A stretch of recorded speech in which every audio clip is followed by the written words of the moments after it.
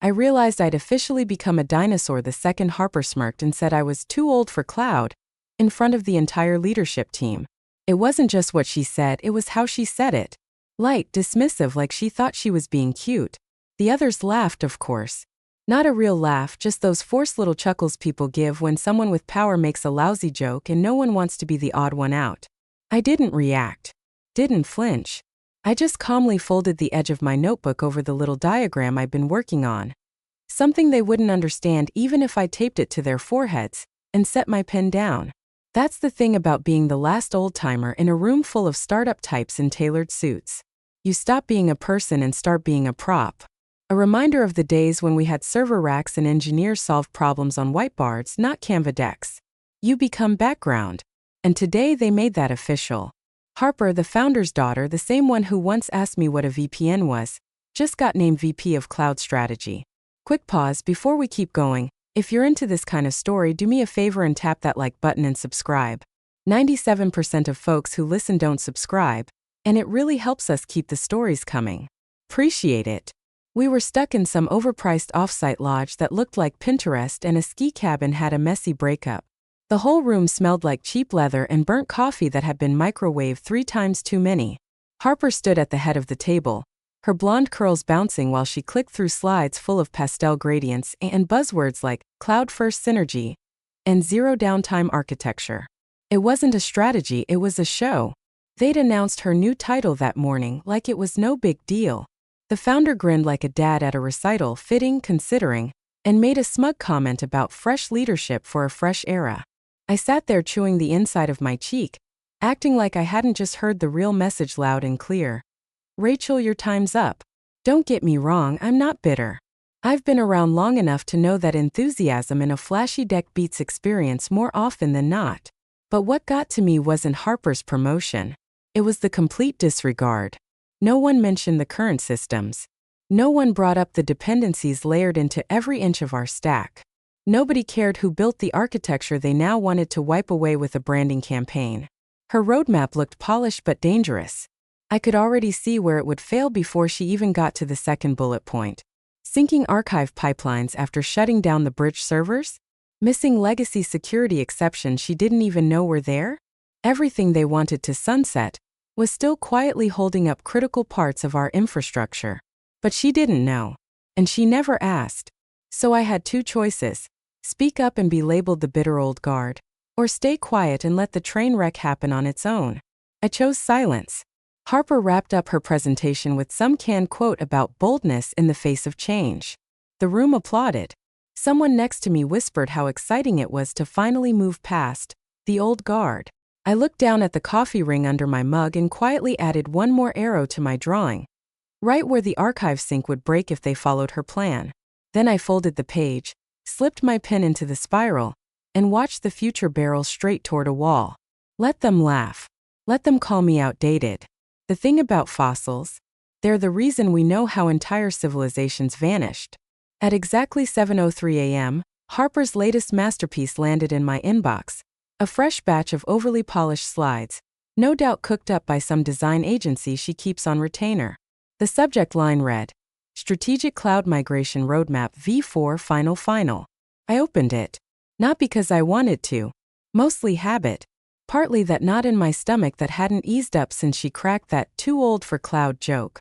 The first few slides were the usual nonsense, layers of jargon dressed up in shiny colors. Then I hit the timeline slide. And that's when the unease turned to a full-body chill. They were planning to shut down Bridge Server 7B on May 3rd. I blinked. Double-checked. May 3rd. That server was the failover bridge for the entire archival sync pipeline. Kill it, and Client Alpha's cold storage transfers wouldn't just hiccup, they'd crash. This wasn't theoretical. This wasn't something buried in a dusty README. It was a real documented, known dependency. We built the entire system with that exact sequence. Bridge first, sync second, archive dump third, and then only then decommission. It was basic structure. But now, the people running the show either missed it or ignored it. I scrolled further, hoping I was wrong. No dependency chart. No mention of latency between sync and archive. No buffer time. No rollback strategy. They were treating this like a drag-and-drop SaaS migration. Not the delicate surgery of a decade-old hybrid system patched together by 5 dev teams and 3 former CTOs. I closed the deck and pulled up my email. Typed slowly. Noticed a potential sequencing issue with bridge server 7B and the archival sync phase. Please confirm whether decoupling will occur prior to May 3rd decommission. Can provide dependencies if needed. No edge. No fire. Just helpful. That's how you survive as a woman in tech past a certain age. You don't sound angry. You sound useful. I hit send. 3 minutes later I got a reply. We've got this, Rachel's smiling face with smiling eyes. That smiley face did more damage than the message itself. It wasn't just dismissive, it was patronizing. That smile was the corporate version of patting your aunt on the hand while showing her how to swipe up on her phone. Cute. Polite. Shut up, please. I sat there for a while just staring at the screen. Hovered over the delete key. Then I did what I've done for over a decade every time something like this happens. I opened my private archive, snapped a screenshot of the full exchange, tagged it Bridge Server May Risk, and filed it under my 2025 Q2 folder. Not because I was planning revenge. Just because I knew that when the shiny plan collapses and everyone's pointing fingers, documented receipts speak louder than hindsight. By lunchtime, Harper had already posted her big Slack update, cheerful as ever. Bridge sunset locked in rocket. 32 emojis all clapping and cheering. I didn't respond. I just glanced over at the big printer humming in the corner of my office and wondered if there was any ink left in it. Then I turned back to my notebook and shaded in another part of the dependency map. Somewhere, deep in all that investor buzz and Slack applause, a $25 million failure was quietly stretching and getting ready to wake up. And I'd already started writing its obituary. Demo day rolled around with all the forced energy of a high school play funded by a venture capital firm. Catered food, branded notebooks no one would ever open, and presentation titles just gritty enough to pretend we were on the bleeding edge of innovation. Harper called it Operation Skybridge. The name was plastered on every screen in the room, with a cloud icon that looked like it was pulled from a toddler's weather app. I wasn't on the schedule. I was told to observe and support, which is corporate speak for sit there quietly and look like you're involved. My name wasn't even on the printed materials. Honestly, I didn't expect to be included anyway. Harper had spent the last 2 months repackaging everything I built, dressing it up with pastel transitions and empty buzzwords, spinning years of deep infrastructure work into shiny one-liners. She stepped onto the stage in heels that clicked with every step, like confidence was something you could wear. We're redefining our digital DNA, she announced, her voice bright, perfectly rehearsed.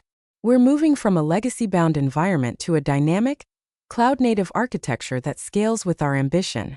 I sat there, listening to her rewrite 10 years of my work, only now she was doing it without even understanding the DNA she was talking about.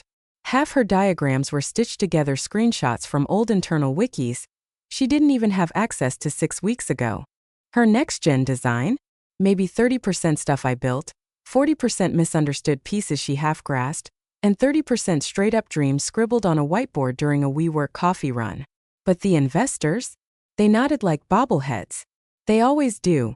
Just give them upward trending graphs and throw in the word disruption a few times. She walked them through the modernized pipeline, like she actually knew what it was. Claimed systems A through D were already migrated. Reality check. B and C were still syncing, and their checksum reports were lighting up red every morning. System D hadn't even passed its compliance review yet. And System A? That one was about to come up. I sat near the back like an extra in my own story, pen in hand, notebook open, looking every bit the ignored historian. I'd been told not to mention legacy frameworks in front of the syndicate. Wouldn't want to muddy the narrative. Can't have reality interfering with the fairy tale. Then came slide 19. A pie chart labeled Data Assurance Layers. And that's when someone finally asked a real question. A silver-haired guy near the middle pocket square, the sharp look of someone who's built actual systems before. He raised his hand. How are you managing secure archival sync between on-prem and cloud during the interim phase? The air in the room tightened. Harper gave a beaming smile, too wide, too fast. Great question. Our hybrid phase is short-lived, so we're minimizing complexity by reducing dependency points. Translation. She had no idea. He followed up. Right, but in that phase, how's consistency being validated?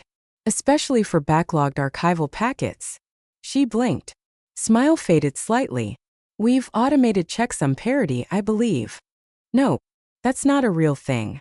She turned, hoping her lead engineer would jump in. But he was suddenly very absorbed in whatever was on his iPad. I felt my mouth start to move. I was about to speak. To explain the protocol, the timestamp validation, the bridge server, her whole plan ignored. And then I stopped. Let her figure it out. Let them see the cracks. I closed my mouth, slid my pen behind my ear, and crossed my legs. Someone from finance started scribbling notes. The silver-haired investor gave a polite nod, but the approval in his eyes was gone. Harper pushed ahead, voice tighter now, skipping a couple slides. She tossed out zero-trust environments like it was a magic spell, hoping no one would notice how hollow it rang. But the room had shifted. Not enough to derail her. Not yet, but enough to leave a crack in the foundation. I didn't smile. Didn't gloat. I just flipped to a fresh page in my notebook and started sketching again. Not a system this time. A reckoning. It started quietly. No alarm, no big red warning. Just a silent pause, like a breath held too long. A background process froze, and the log file stopped updating at exactly 2:07 a.m. System 2's migration had stalled, right in the middle of the sync. I saw it unfold on a status dashboard no one else even remembered existed. Archive packets that should have cleared were stuck mid-transfer, stuck in a loop, retrying themselves into digital oblivion. A checksum error flashed 3 times, then disappeared. Auto-cleared by the new pipeline script Harper's team proudly labeled, more efficient. I kept quiet. The next morning, some junior engineer from the West Coast logged a JIRA ticket called Archive Stuck. Unsure?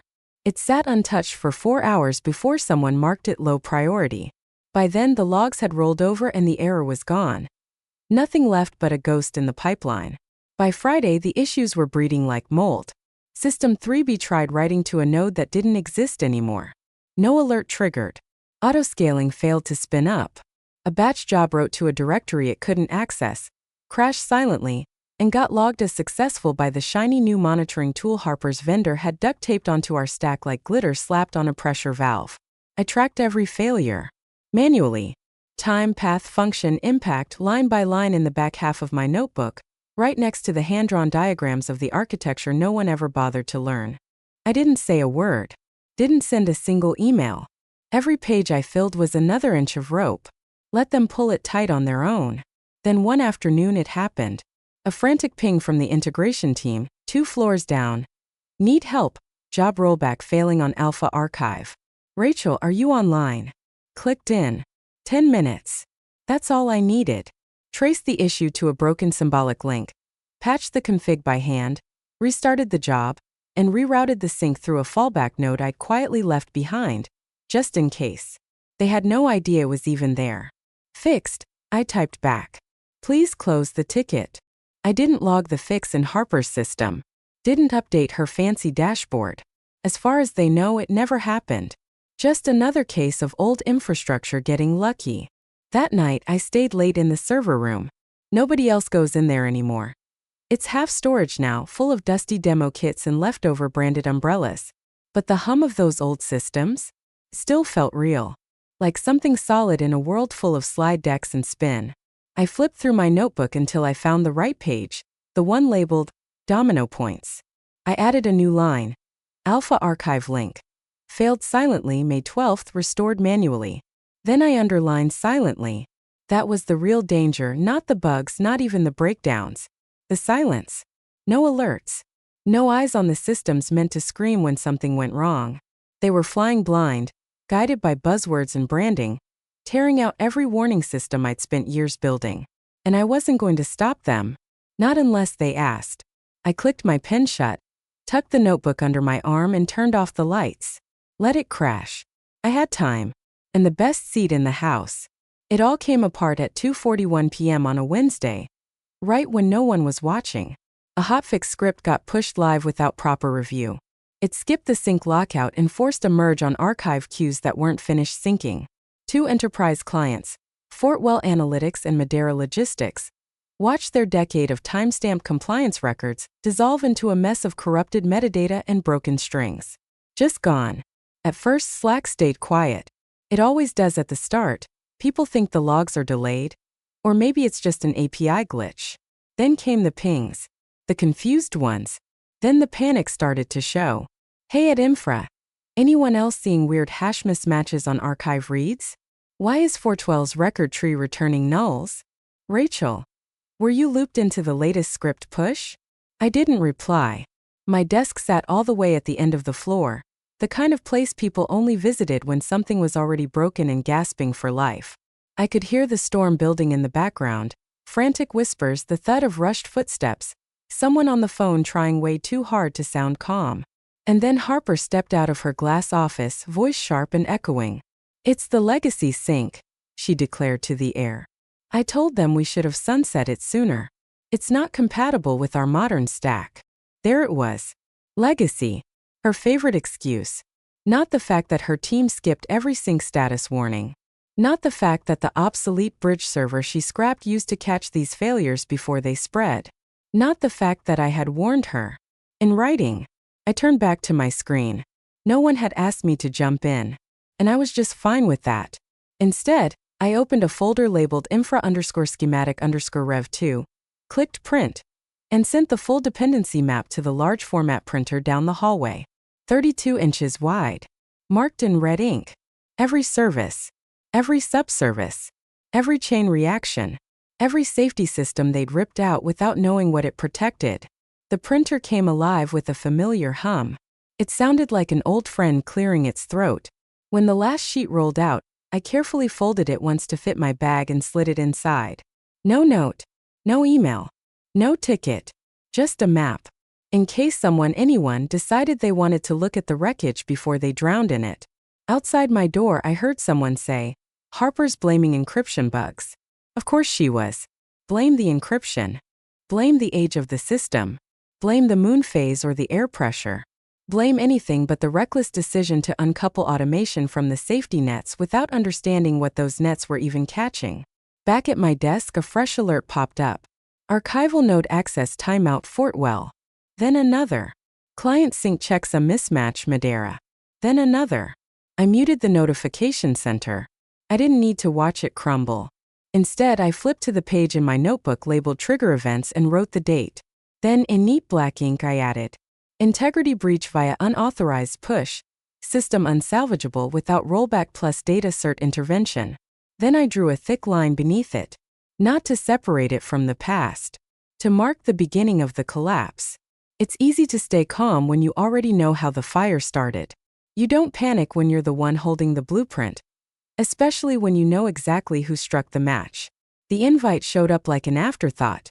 Optional tech sync. System health overview, Friday 10 a.m. Zoom. No caps lock. No warning. No urgency. Just a polite ping from Taylor Nguyen, Ridgeline Capital's lead investor. That alone told me everything. Taylor didn't do optional. If he was calling a meeting, especially one marked Executive Team plus Technical Overview, it wasn't out of curiosity. It meant something was bleeding. Harper forwarded it with one cheerful line. Let's show them the exciting progress, smiley face. Rachel, feel free to sit in for legacy context if needed. Legacy context. I gave it a thumbs up emoji and blocked the time.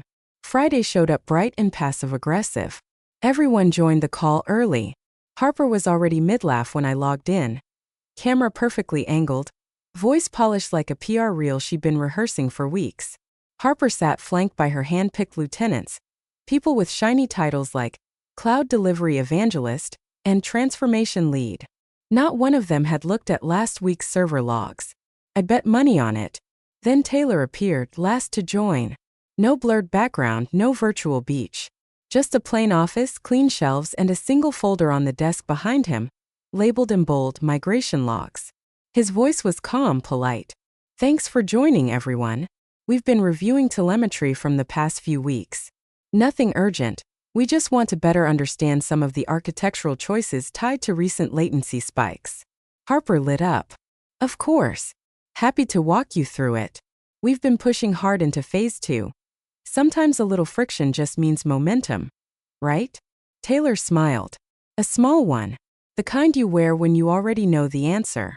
Let's start simple, he said. System A was decommissioned last week, correct? Harper nodded, confident. That's right, part of our redundancy cleanup. The legacy bridge node was no longer needed. And System B? That's still operational. Another nod. This one slower. Yes. It's one of our primary archive queues. Taylor leaned in just slightly. Then can someone explain how System B is still functioning when the service it depends on System A no longer exists? The silence that followed wasn't loud. It was heavy. I stayed quiet. Just watched as the pressure slipped into every corner of the call. Microphones crackled. Brows furrowed. Eyes darted. Harper opened her mouth, closed it, turned toward her left, hoping one of her lieutenants might conjure a miracle from thin air. One finally cleared his throat. I think that's probably handled by the container orchestration layer. We've abstracted most of the legacy dependencies. Taylor didn't blink. We pulled the logs. The room froze. Calls to System B are still routing through deprecated pathways, he continued. There's a dead reference that shouldn't resolve, yet it does. We flagged 42 instances just last week. I watched the color leave Harper's face, just enough to notice. Like someone realizing the table they're standing on is missing a leg. Still, I said nothing. I didn't mention the undocumented low-level relay in System A. I didn't say how I'd quietly spun up a ghost node weeks ago to stop the whole archive pipeline from crashing. I didn't tell them that her team had skipped over that protocol entirely because it wasn't listed in their cloud migration checklist. This wasn't my fire to put out. This was theirs. Then Taylor turned to me. First time he acknowledged I was even on the call. Rachel, he said, casual as ever. You've been with the system the longest. Does this surprise you? I looked him in the eye. No, I said. It tracks. That's all. I didn't elaborate. Didn't offer a rescue. Just let the silence do its work. Someone on the far end of the call let out a slow exhale, like they just realized the plane had lost an engine. Taylor leaned back satisfied. Interesting, he said. I closed my notebook without writing a single word. I didn't need to. They just triggered the first tripwire.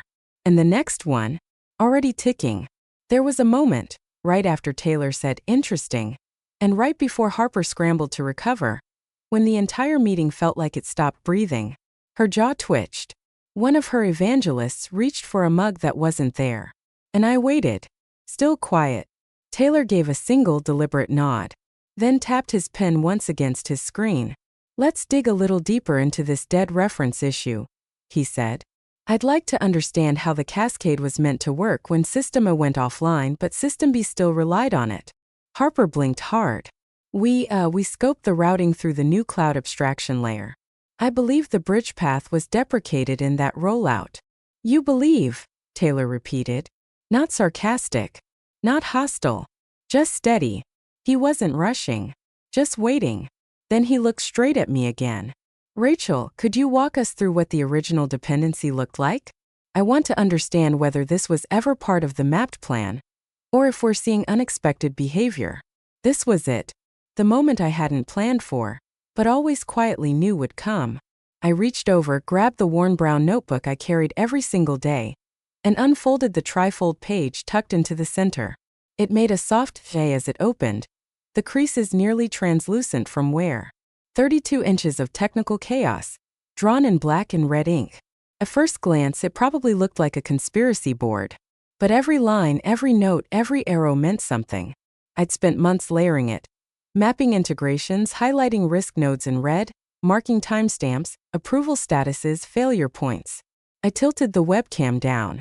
This, I said, is the full dependency map for systems A through F. The archive relay right here was never decoupled from System A. There's no alternate handoff. It's a single point of failure that was flagged as a risk node 18 months ago. I flipped to the next page. Taylor leaned closer. Across the second sheet in clean block letters was a note dated 18 months prior. Pending approval. Phase decoupling protocol. Requires bridge handoff and sync verification pre-removal. Harper froze. Taylor didn't say a word. He just studied it. One of the investors, someone I didn't recognize, leaned in and squinted at the screen. That's your handwriting? Yes. And this protocol, was it ever approved? No, I said. I submitted it twice. It was marked not a priority both times. There was a pause, long and heavy. Then Taylor clicked something off screen. Can you send me a scan of that map? And any supporting documentation? I can send it now, I replied. Or I can have a certified copy delivered with timestamps. Your call. Do both. No one else said a word. Harper shifted in her seat, then forced a laugh. I mean, obviously we're all on the same team here, Rachel. If you knew this was going to be a problem, you should have brought it up sooner. I didn't even look at her. I looked at Taylor. If I'd spoken up, I said, you wouldn't have asked to see this. He nodded. Just once. But it meant something. And in that moment the whole room shifted. Not with drama. No shouting. No panic. But the attention changed. You could feel it. One by one the investors started turning. Not toward Harper. Toward me. And I didn't say a word. I just closed the notebook, slowly and carefully, and set it aside. They had the answers now. Let them catch up. I'd waited 18 months. I could wait 5 more minutes. By Monday, everything felt different. Like the temperature in the room had dropped 30 degrees overnight. The weekly ops call, normally a parade of fluff and updates, came with a new cast. Taylor was back. But this time he brought 2 technical advisors from Ridgeline. Not PR folks. Not brand architects. Real engineers. They wore hoodies with no logos. Took notes by hand. The kind of people who could smell BS on a dependency chart from across the room. Harper kicked things off with her usual energy, but it didn't land. Nobody smiled. Nobody nodded.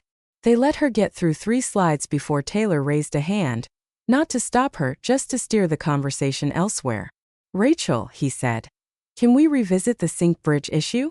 Specifically the integrity pathway between the legacy nodes and the new object store. Harper's mouth was still open for a second too long. I reached for my notebook. Of course, I said. Page 5 of the doc I sent Friday covers the handshake protocol. But I'm happy to walk through it live. And this time they listened. No interruptions. No deflections. Just questions.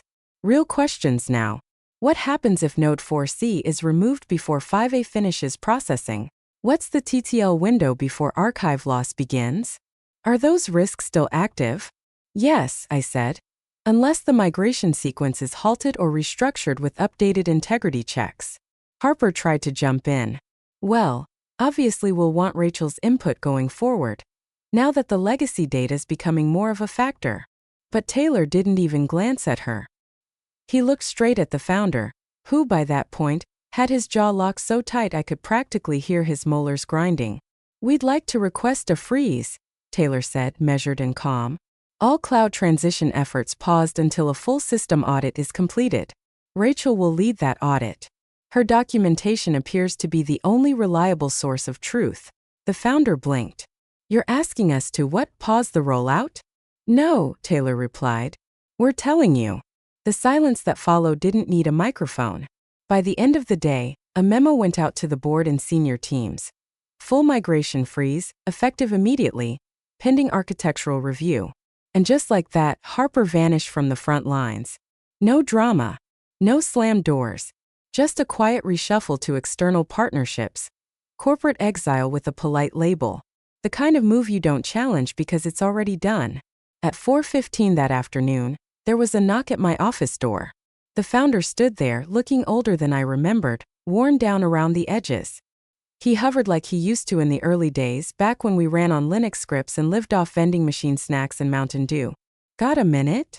I nodded. Didn't get up. He walked in slowly, closed the door behind him and sat across from me. Like the chair still belonged to someone else. I was wrong, he said. About a lot. I didn't reply.